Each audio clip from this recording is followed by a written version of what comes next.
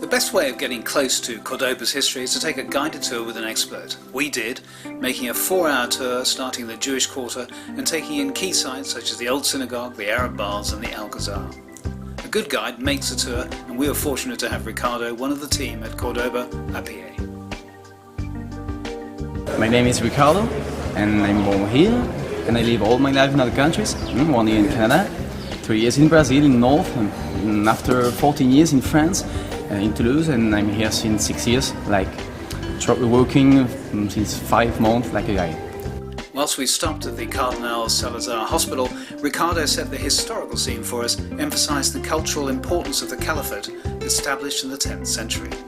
In the 10th century, okay, when Abderrahman III are going to make power, okay, it's the 8th emir of this emirate independent of Andalus in the 8th century create. But in the 10th century, this man, okay, he see the north of Africa, the Maghreb, okay, they rest. They lose importance, the emirate, okay, comparing to this village.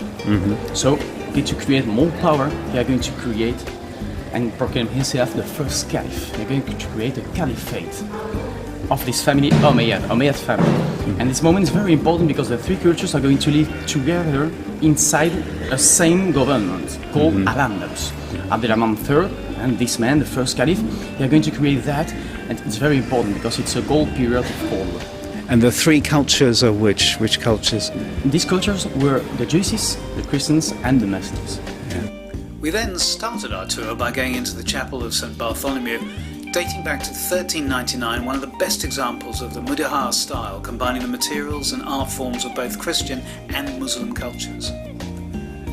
The old synagogue was built by Simon Majeb in 1315 and declared a monument in 1885. It's one of the 3 most significant synagogues in Spain.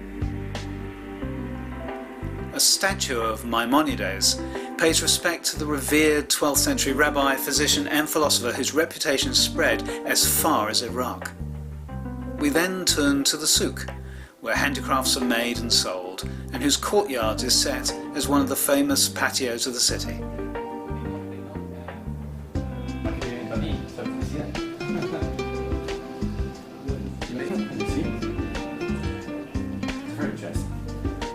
The Arab baths reminded us of progressive technologies used by the Muslims. Cold room, warm room, hot room.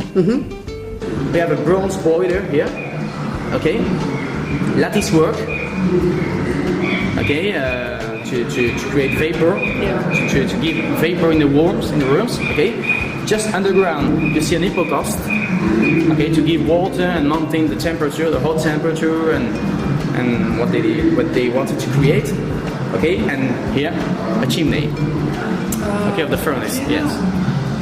Okay, the cold room used like a room to transit, okay, to be used to the temperature of the bath. We then went on to the Alcazar, an ancient palace and fortress established by the Visigoths, taken over by the Moors, and then greatly expanded from 1328 by Alfonso XI of Castile. Yes, quadrangle. Quadrangle, eh? With 4 towers in this moment. We construct just 3. This tower, okay?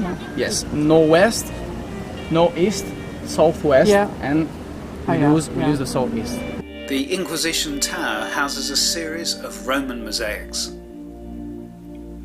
And outside we then enjoyed the expansive gardens laid out across 3 terraces with a mix of ponds, plant and tree life, and various statues, including statues of Isabella and Ferdinand, as it was here that they granted an audience to Christopher Columbus to hear about his new project to find a route to the Indies. I love my work, I have to say it. I'm just like a guy when I say what I say just since 5 months. So I love this work because I meet a lot of people from all the world. I learn about other countries and less travel. So that's amazing that, and I can show one of the best, okay, very good of the cities of the world. And it's Cordoba. Remember the name.